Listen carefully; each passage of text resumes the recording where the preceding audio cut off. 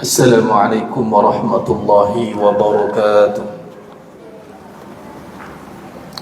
Bismillahirrahmanirrahim.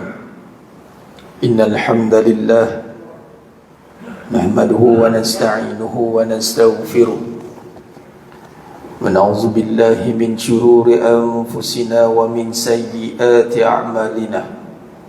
من يهده الله فلا مضل له ومن يضلل فلا هادي له أشهد أن لا إله إلا الله وحده لا شريك له وأشهد أن محمدا عبده ورسوله اللهم صل على سيدنا محمد وعلى آل سيدنا محمد رب يسر ولا تعسر بالتمم بالخير رب اشرح لي صدري ويسر لي أمري واحلل عقدة من لساني يفقهوا قولي ولا حول ولا قوة إلا بالله العلي العظيم ولا منجا من الله إلا إليه أما بعد أيها المؤمنون اتقوا الله أوصيكم وإياي بتقوى الله فقد فاز المتقون. Sidang jemaah yang dimuliakan Allah Subhanahu wa taala, mudah-mudahan kita semua tergolong dalam golongan hamba-hambanya yang benar-benar bersyukur. Amin ya rabbal alamin. Alhamdulillah summa alhamdulillah ala kulli hal. Alhamdulillah ala kulli ni'mah. Termula dan selama-lamanya merafakkan setinggi-tinggi syukur kehadrat Allah Azza wa Jalla atas segala nikmat yang telah Allah kurniakan kepada kita hari ini, terutamanya iman amal ketaatan. Adapun dengan kita nak mensyukuri nikmat iman ini, hendaklah kita berusaha untuk menghayatinya, memahaminya agar mampu dengan keimanan itu kita mampu menterjemahkan ketaatan. Kurniaan yang paling besar di sisi Allah SWT itu adalah kurniaan iman. Iman itu kurniaan yang hanya terpilih. Yahdillahu linurihi may yasha. Allah memimpin hidayah dan petunjuk pada siapa yang aku kehendaki. Dan kesan daripada iman itu jemaah sekalian akan membawakan hidup kita ni mendapat kesejahteraan. Sejahtera yang di mana dalam hati ini akan mendapat segala bentuk ketenangan yang dicari oleh manusia atas muka bumi Allah Ta'ala ini, yang mana ketenangan itu tidak akan dapat dengan melalui kebendaan. Takkan boleh jemaah sekalian. Dan keimanan itu mestilah mencapai tahap yang mana melalui perbahasan tentang Allah, yakni akidah, tauhid. Dan pada malam yang penuh barakah ni kita menyambung perbahasan kajian kitab Sifat 20, Sejarah dan Kupasan Pendekatan Akidah, karangan Tuan Guru Dr. Nik Muhammad Syukri Nikwan Hafizahullah Ta'ala. Mudah-mudahan Allah rahmati beliau, seluruh keturunan beliau, tempatkan beliau di kalangan orang yang beriman, salih dan salihah, tempatkan syurga yang tanpa hisab. Amin ya rabbal alamin. Begitu juga dengan kita yang menelusuri pengajian atau kajian kitab ini. Allah berkati kita semua, Allah rahmati seluruh keturunan kita, menjadikan keturunan kita salih dan salihah, menempatkan kita dalam syurga yang tanpa hisab. Amin ya rabbal alamin. Dalam perbahasan yang lepas jemaah sekalian, kita telah membincangkan tentang kata-kata penulis, yakni Tuan Guru sendiri. Saya telah bentangkan atau tunjuk ada slide atau gambar ni. Gambar Tuan Guru masih ada lagi di, beliau ada ketua jabatan Usuluddin di Universiti Sultan Azlan Shah. Dan buku atau kitab di tangan tuan-tuan sedang jemaah yang muliakan Allah Ta'ala ni, ini adalah satu mutiara bagi saya lah, khazanah yang besar. Sebab apa? Sebab dia membincangkan sejarah akidah. Hari ini jemaah sekalian kita punya fahaman tentang akidah, tapi kebarangkalian kalau kita hari ini ditanya tentang sebagai contoh Sifat 20, semua orang tahu Sifat 20. Tapi kalau orang tanya adakah Sifat 20 ni ada zaman dulu, perbahasan Sifat 20 ni, sebab ada golongan-golongan yang datang kebelakangan ini yang cuba yang berkata tentang bahawasanya Sifat 20 ni satu rekaan. Kita mengaji, kita tahu Sifat 20, tapi kita tahu tetapi tidak memahami tentang sejarah yang membawa kepada penghayatan yang lebih dalam. Dan apabila Allah nak bagi kita kefahaman, masalah kebaikan, Allah bagi kita kefahaman apa dia tentang akidah. Dan apa yang saya dapati daripada perbahasan Tuan Guru Dr. Nim Muhammad Syukri Nikwan ini, beliau telah berjaya membawa perbahasan yang bermula daripada golongan salaf, ulama terdahulu, mutaqaddimin, yakni Imam Abu Hanifah, Ahmad bin Hanbal, At-Tahawi, ini nama-nama besar, ulama-ulama yang mana dikategorikan sebagai ulama salaf.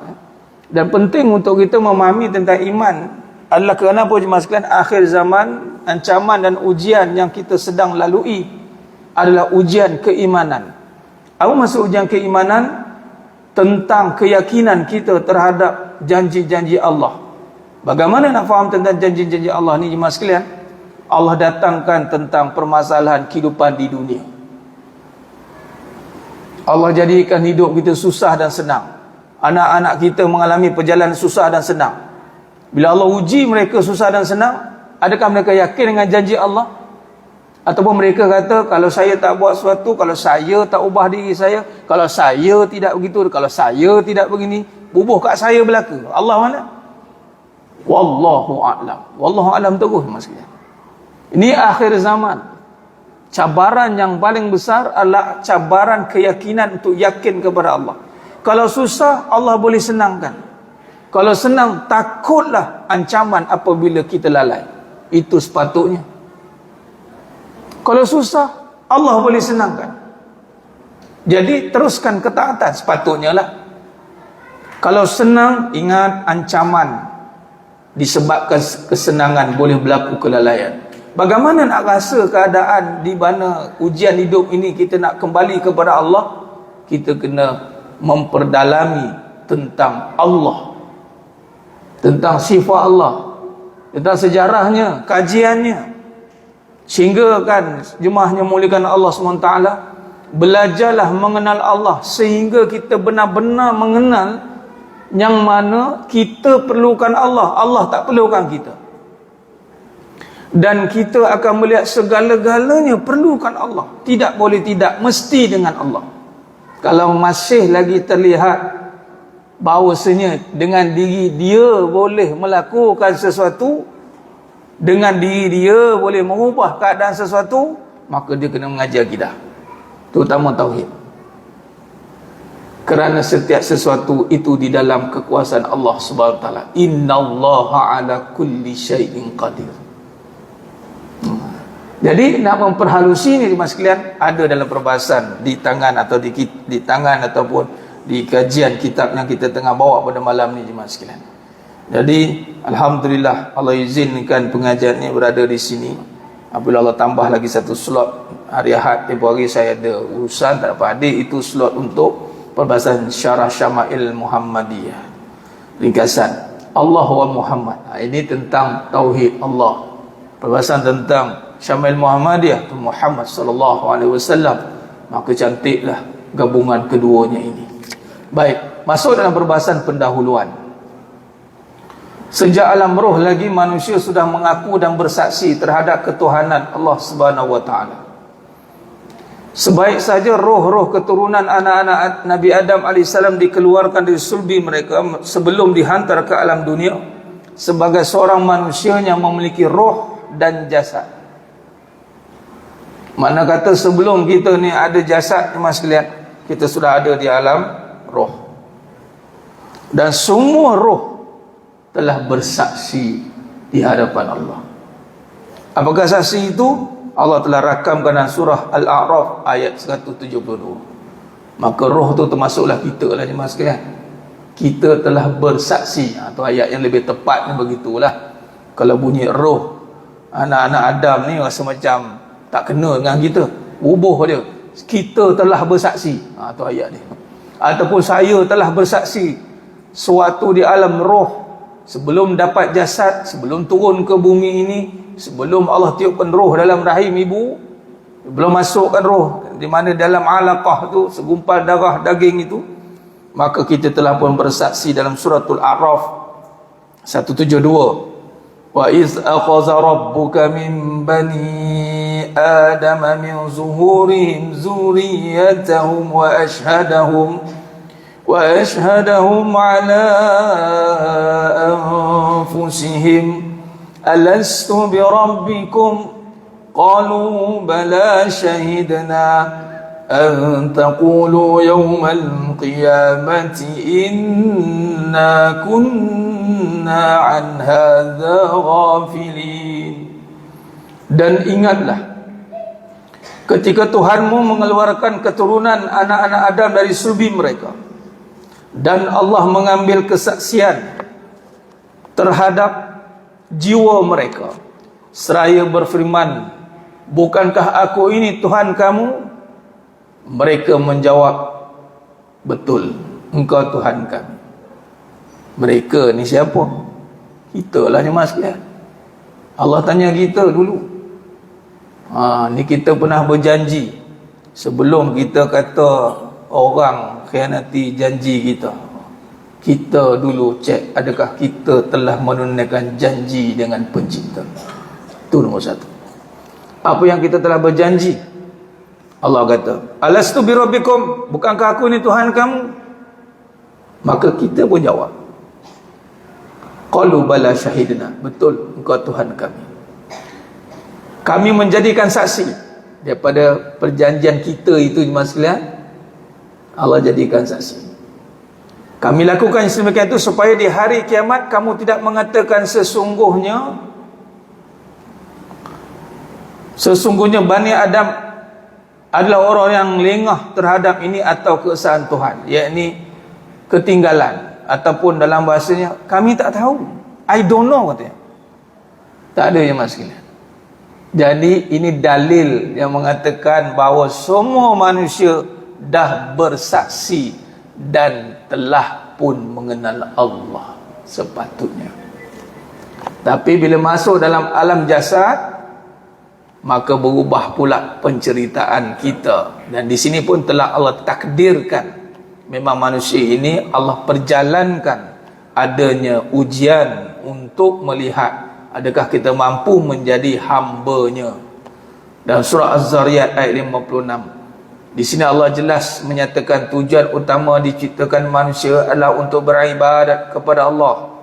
Apakah ibadat yang paling utama? Itulah mengesahkan Allah.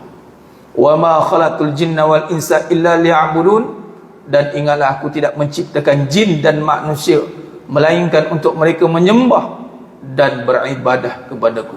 Menyembah bil makna mengesahkan Allah. Macam mana nak mengesahkan Allah kalau sifat Allah tak tahu? Sebelum kita dan beribadah. Ibadah bil makna dengan af'al, perbuatan lah, suruhan. Nak mengesah, nak sembah, nak mengesahkan, itu mesti bermula dengan mengenal. Sebab tu al-mufassirin juga mensyarahkan ayat Az-Zariyat ayat 56 ini liya'rafun, untuk mengenal. Mengenal Allah Ta'ala. Di sinilah datang perbahasan yang kita bincangkan ini, sifat 20 ini. Di sinilah ulama telah mensyarahkan sifat-sifat yang wajib diketahui sebagai mukallaf. Kadang orang beribadat tapi dia tidak sembah Allah. Contoh, dia solat tuan-tuan tapi hati tak redha dengan ketentuan Allah. Mukanya sujud pada jasad syariat tapi hati tidak sujud. Tak puas hati tu, tak puas hati ni. Ketika melafazkan laungan takbir menjadi rukun qauli, Allahu Akbar, tapi di hati tidak merasakan kebesaran Allah, itu menyembah. Dan tujuan Allah jadikan kita nak mengesahkannya dan melakukan suruhannya. Dua. Baik. Beribadah kepada Allah tidak akan berlaku kecuali dengan niat yang jelas, iaitu sengaja beribadat hanya kepada Allah SWT, Tuhan yang Maha Esa. Sengaja berbuat demikian pula tidak akan tercapai matlamatnya kecuali dengan mengenal Allah SWT secara tepat. Ini kata kunci mas sekalian. Yakni segala perbuatan yang kita lakukan hari ini sengaja. Yakni kita datang solat, datang masjid, sengaja tu memang tak ada sebab lain. Bukan sebab nak hidup senang, bukan sebab ada masa lapang, bukan sebab takut susah, tapi sebab kenal Allah. Ataupun dalam perbahasan sifat 20 ni, sifat yang pertama al-wujud, yang ada. Dia perbahasan ni, buku ni, kitab ni bagi pada dua bahagian. Bulan lepas ada seorang jemaah jumpa, Ustaz, saya tengok-tengok sampai ke belakang ni perbahasan tentang Allah lambat lagi ya. Tengok musuh 113 baru tentang Allah. Saya kata iyalah. Sebab tu kita cerita sejarah dan kupasan pendekatan akidah. Sebab tu ni kelebihan pengajian ini, ada bincang sejarah akidah. Yang mana hari ni orang cuba pertikaikan kadang-kadang, ataupun kita nak memantapkan. Kalaupun anak-anak kita tanya, bah, bila start cerita sifat 20 ni ya? Jangan tanya lah, ikut je. Sudah. Budak sekarang ni jangan maklumat ujung jari. Kena pula ada golongan-golongan yang mengambil kesempatan untuk menafikan aliran ataupun kaedah yang telah diterima sebagai Ahlussunnah wal Jamaah, Asy'ariyah al-Maturidiyah ini, yang telah establish sejak dari ulama salaf lagi, Imam Abu Hanifah lagi dah start. Jadi jemaah sekalian, maka di sini nak memahami ibadah tidak akan terjadi kecuali kita beribadah memang hati kita rela. Nak rela ni yang kita raditu billahi rabba wa bil islami dina wa bi Muhammadin nabiyyan wa rasulah. Maksudnya apa? Sebagai contoh al-wujud, saya bawa perbahasan nanti masuk nanti perbahasan matan, dan kita pula membincangkan kitab induk pada perbahasan seluruh perbahasan sifat 20 di alam Nusantara ni, Ummul Barahim dan seterusnya, dan perbahasan-perbahasan yang lain. Ni parti dia. Ini yang saya lihat satu kelebihan di sekalian. Saya personally lah, saya mencari ilmu ni untuk mendalaminya, Allah jumpakan. Tuan-tuan kena niat mencari ilmu. Jangan ingat kita sekadar tahu, mungkinlah tahu, tapi kalau tak niat sungguh-sungguh nak cari maslihat, Allah tak datangkan. Jadi saya bila jumpa perbahasan ni, saya syukur sangat, sebab setakat hari inilah, kalau saya salah betulkan, saya tak jumpa lagi perbahasan yang dikombainkan dengan sejarah. Di situ kita ngaji sedap lah. Kita tahu bila startnya, siapa pelopornya. Sedap kalau kita tengok perbahasan susun galunya tu, elok tersusun, sedap. Sedap tu tuan-tuan kena betul-betul menjiwainya lah. Nanti kan bukan jadi sedap, jadi bosan. Hati-hati mas sekalian, doa minta pengajian ni mujahadah tinggi, nafsu tak suka, apatah lagi mengaji tentang Allah. Pengajian yang paling tinggi kedudukannya adalah mengaji tentang Allah. Bila paling tinggi, itulah paling susah sekali, paling berat, paling malas, paling mengantuk, paling tak suka. Sebab apa? Kalau tahu tentang Allah, habis kalah lah iblis. Habislah dia nak buat kita beribadat dia, tapi tak kenal Allah. Macam dia lah kan. Dia tu ahlul ibad, ahli ibadah, tapi rupanya jahil, tak kenal dia tentang Allah. Bukti bila Allah suruh sembah, yakni hormat Nabi Adam AS, dia melawan, berani dia lawan. Mana dia tak kenal Allah lah. Barang siapa berani melawan perintah Allah, dia tak kenal Allah lah. Senang dia cerita dia. Kita ada Roblox, tengok lampu biru, berani langgar tengok. Cak lubang cacing cari kan. Jangan main-main. Aku tak berani langgar. Try.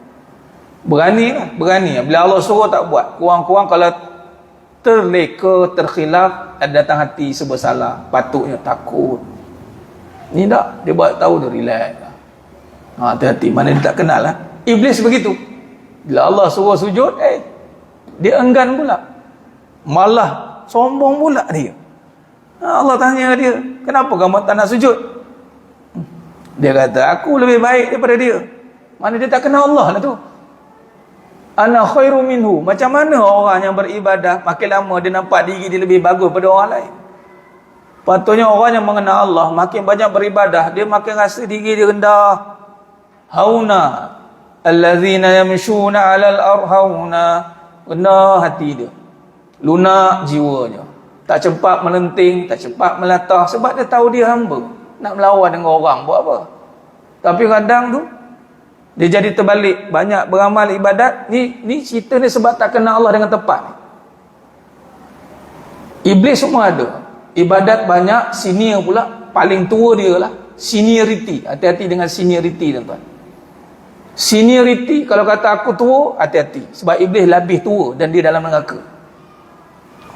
Sebab apa? Dia seniority, dia ada kedudukan, dia ada kedudukan, dia ada ibadat, dia ada ibadat. Yelah, orang baru nak belajar ibadat pun tiba-tiba dia tegur kita, awak siapa? Berapa kali awak solat? Marah kan? Iblis begitu. Itu semua sifat orang tak kenal Allah. Kalau orang kenal Allah, dia takkan macam itu. Dia tahu bahawa itu suruhan Allah. Bila suruhan Allah, dia tak marah lah. Allah suruh kan. Jadi sifat yang pertama al-wujud. Contoh, bila yang pertama al-wujud, ada. Ini nak faham mengenal Allah secara tepat ni. Yang ada sifat, Imam Ahmad bin Hanbal meletakkan sifat al-wujud. Nanti yang ini kita akan bincang lambat lagi ni, tapi insya-Allah saya cuba sambil kita bincang ni, saya cuba bawa sikit perbincangan yang tentang matan, tentang Ummul Barahin tu nanti, sambil macam ni lah, macam contoh sekarang. Al-wujud, Al-Imam Abu Hanifah meletakkan berbahasa al-wujud, isyaratnya amantu billah. Amantu billah. Imam Ahmad bin Hanbal meletakkan al-wujud bil makna al-mawjud, yang ada. Taib. Kalau kita gabungkan amantu billah dengan al-mawjud, yang ada, maksudnya aku beriman kepada Allah, hanya senya yang ada hanya Allah. Okey. Maka kalau kita nisbahkan kepada ibadah, kalau kita tengok ni, sengaja berbuat demikian, yakni kecuali dengan mengenal Allah. Ni maksudnya kita takkan boleh beribadat dengan sengaja, dengan rela, melainkan dengan Allah, mengenal Allah. Sebagai contoh, sifat ada. Saya nak bagi nisbah, contoh datang masjid, datang rumah Allah ni jemaah sekalian, nisbah kepada datang rumah mak. Ni sebab Allah kata dalam surah An-Nur ayat 35, bagi contoh, wa yaribullahul amsala linnas, bagi contoh pada manusia. Baik, contohnya kita datang rumah mak, rumah ayah, kita pun cakap, kenapa datang rumah mak ayah? Sebab mak ada, sebab ayah ada. Ada satu tu pula tanya, tak balik kampung ke? Mak ayah dah tak ada, dah tak ada. Maknanya nisbah datang tu sebab mak ayah ada. Baik, bukan sebab lain, sebab mak ayah ada. Jadi kalau kita nisbah kepada masjid, datang ke masjid sebab Allah ada, dan hanya senya ada hanya Allah. Sebab tu datang masjid kerja iman. Innama ya'muru masajidallahi man amana billah. Kait balik dengan amantu billah. Kait balik dengan amantu billah. Sebab ada Allah kita datang masjid, tuan. Dan nak isyarat ada Allah pula, jangan kita duk faham dengan kepala zahir kita. Kita faham macam ini, kita pergi ziarah rumah orang ataupun rumah adik-adik kita, atau nak balik rumah mak kita lah, tengok lampu terpasang, kipas terpasang waktu malam, kita pun jawab, ni mak ada ni, ini dia ada ni, kawan kita ke saudara kita kan. Kita tak ada cakap lampu ada, kita tak cakap kipas ada, kita kata dia ada. Mana dia? Tak nampak pun. Sama lah dengan kewujudan kita kata Allah ada, bermaksud dengan Allah jadikan rumahnya untuk kita datang. Syariat kita untuk Allah, Allah tidak bertempat. Allah jadikan alam jagat raya, alam ini ada. Isyarat apa? Ini dalam kejadian perbahasan ada pun ada bincangan ni. Wujud alam ini isyarat kepada sifat Allah yang maha ada. Maka datang kita masjid malam ini jemaah sekalian, sengaja kita datang sebab Allah ada, bukan sebab ada masa. Bila macam itu jemaah sekalian, ibadah kita kerana mengenal Allah. Sebab tu nak pimpin datang masjid bukan kerja mudah. Buatlah program macam mana. Bila ramai nanti? Bila tiba masanya, bila hati itu mengenal. Jadi kita butuhkan niat. Tu guru saya cakap, Al-Fadhil Tuan Guru Ustaz Abdul Latif, bukan pengetua sampas. Setiap hari mas sekalian beliau kata apa? Setiap kali perhimpunan pagi, perbetulkan niat, datang setiap ibadat tu niat kita kerana Allah ada, sebab Allah, bukan sebab lain. Tu ibadat. Tu kata nak belajar kecuali dengan mengamal secara tepat. Tuan Guru letakkan tepat. Dia ada 3 elemen: benar, tepat, jelas. Dengan kata lain, tidak berlaku penyembahan kecuali dengan niat, dan tidak berlaku niat kecuali dengan ilmu mengenal Allah, Tuhan Yang Maha Esa. Allah. Kadang-kadang orang beribadat dapat penat, dia gibap pun ada. Contoh, buat baik, puas saya buat baik, penat saya, maknanya dia belum beribadah. Ibadat ini mas sekalian, memang zahir penat, tapi bila capai matlamat, dapat nikmat. Zahir penat mas sekalian, tapi bila capai matlamat apa? Kerana Allah tu hilang penat. Macam mana? Yang melalui dia, merasainya. Kalau dia beribadat tidak mencapai matlamat dengan niat yang tepat, lillah tadi tu tak dapat. Dia hanya dapat lelah. Lillah tak ada, lelah je. Muka Allah fedapnya duk melayan nak buat baik, muka dia tertekan sungguh. Sebab tu jemaah sekalian, perbahasan tentang niat, tentang Allah ni hendaklah diperkasakan di akhir zaman ini. Bukan kita tak kerti ibadat. Saya kira kita akhir zaman ni semua dah champion ya buat ibadat ni. Champion ni mas sekalian, saya yakin, cukup yakin. Sebab apa? Semua hujung jari dah. Kitab dah sempurna, ceramah macam-macam dalam tu, cakap je amalan kadang boleh list. Setengah tu kadang bincang dan saya dengar lah, Ustaz betul tak saya beramal begini kita pun dengar. Betul je, betul. Alhamdulillah. Mudah-mudahan Allah terima, mudah-mudahan. Takut dia dengar dia beramal, memang hebat orang sekalian. Tapi kita bimbang tentang niat. Tuan kalau mendalami tentang tauhid, tuan tahulah. Saya doakan tuan-tuan mendalami lah. Dalami hayati. Sebab kemuncak beribadat itu adalah ikhlas. Labbaik Allahumma labbaik, labbaik la syarika laka labbaik, innal hamda wan ni'mata laka wal mulk la syarika lak. Kita pun nak pergi haji tu, nak bersihkan hati daripada syirik, dan ianya bermula dari sekarang. Dan ini penting mas sekalian. Maka kata Tuan Guru, justru ianya amat penting mas sekalian. Tak ada dalam, tak apa. Ini justru amat penting bagi setiap yang bergelar Muslim untuk mengenali Allah sebagai asas kepada pembangunan kerohanian. InsyaAllah bagi remind. Belum? Begitu. Belum okay. Nanti remind saja saya. Justru amat penting bagi setiap yang bergelar Muslim untuk mengenali Allah SWT sebagai asas kepada pembangunan kerohanian dan material pengabdian seorang hamba. Material pengabdian, perkataan material yang Tuan Guru gunakan sebagai alat pengabdian.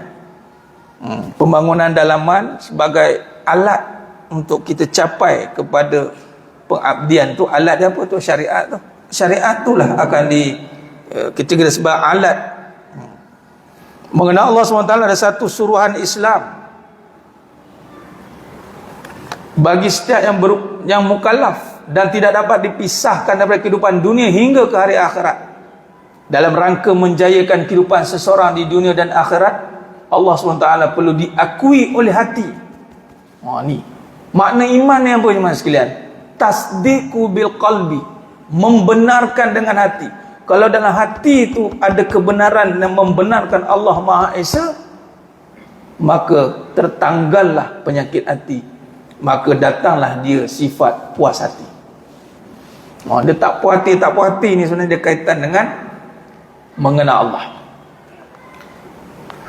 Kesimpulan, contohlah, macam mana kita contoh dengan Tuanku Sultan. Segala apa kita dah suka, dah kenal Tuanku, dia bagi kita minum kopi. Tuanku suka kopi A ni lah, dia bagi kita minum sama macam dia minum. Contoh, sekali kita minum punyalah pahit tentang kopi tu. Bila tuanku tanya macam mana kopi better, sedap, sedap tuanku kata. Senyum lagi tu. Dalam hati nak kata tak berani. Sedap tuanku, sedap. Minum lagi, ya. Patik minum lagi tuanku. Mana redha lah tu. Dia kata, tak sedap tu, dah hati pun meluat kata. Tuanku pula boleh baca punya orang kan. Tak berani dia. Dia gitu. Macam gitu lah. Maka perlu diakui oleh hati, dibuktikan melalui lidah. Ini iman maksudnya. Kemudian dengan lidah, apa dia? Syahadah. Asyhadu alla ilaha illallah wa asyhadu anna Muhammad Rasulullah. Dia bukan sekadar lisan, tetapi dia datang dari hati yang membenarkan. Lalu zahirlah dengan lisan. Apabila sudah lahir atau zahir dengan lisan, maka seterusnya dibuktikan dengan perbuatan, disempurnakan dengan amalan zahir. Sebagai contoh, solat. Maka datanglah solat dengan hati yang rela, bukan dengan terpaksa. Sebab asas kepada agama tu, masuk Islam, la ikraha fid din, ada paksaan. Wallah a'lam. Khair, bagilah wazan.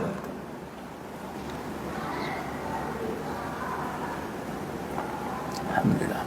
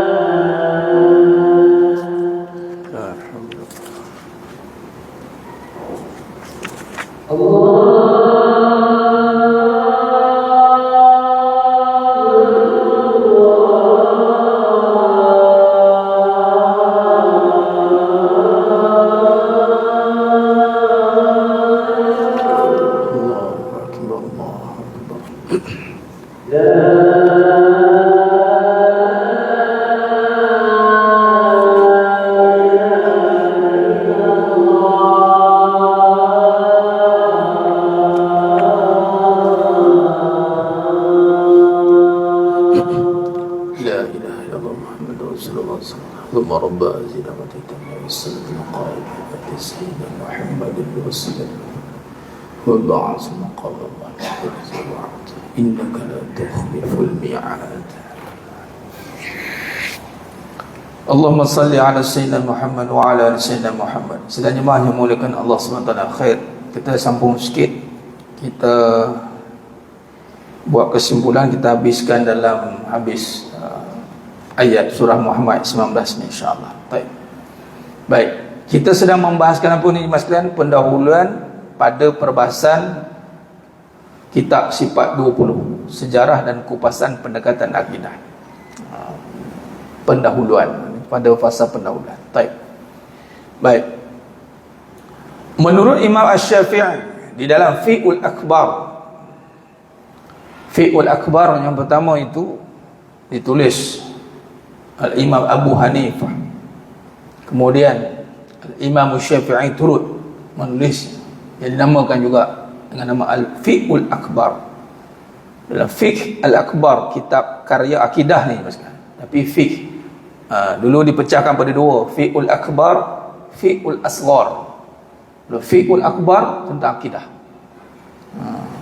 Fiqhul Asghar syariat, fiqh syariat.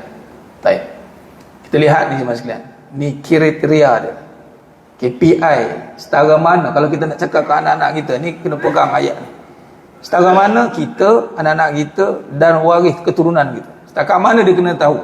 Yang pertama, Al-Imam Syafi'i rahimahullah ta'ala mengatakan setiap individu dituntut supaya meyakini Allah SWT. Itu yang pertama. Bab yakin ni, cerita bab yakin saja dah besar dah. Ni yang payah. Ustaz nak yakin ni ustaz, Allah uji tak ada duit, dah kata tak ada rezeki dah. Wa naqsi minal amwal, Allah uji mas sekalian.